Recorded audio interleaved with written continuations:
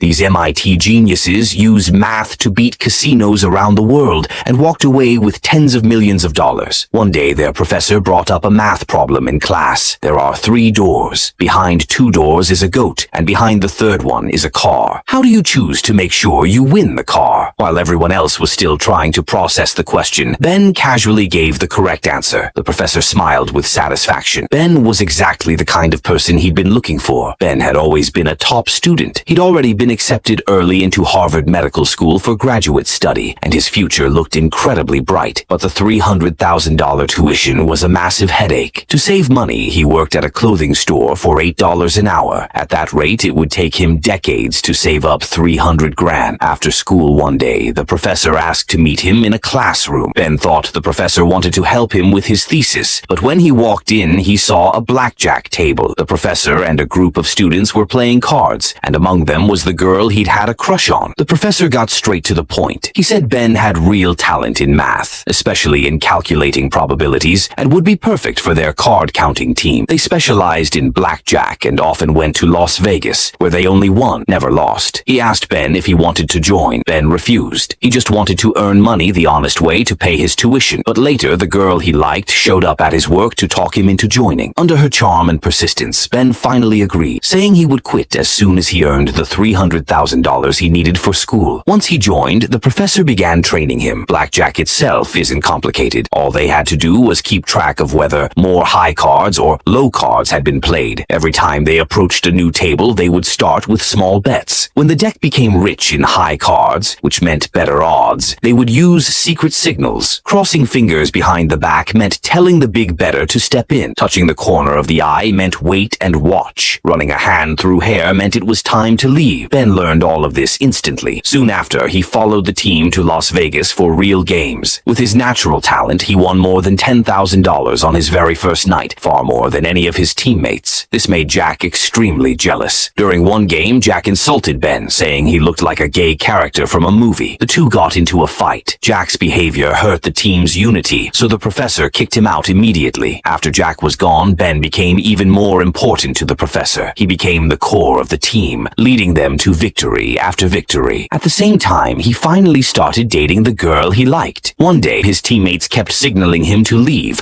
running their hands through their hair again and again, but he ignored every warning. He let his emotions take over and gambled recklessly. In one round, he lost $200,000. The professor exploded with anger, cursing him out and threatening to kick him out of the team unless he repaid every cent. In that moment, Ben finally understood that to the professor, he was nothing more than a money-making tool.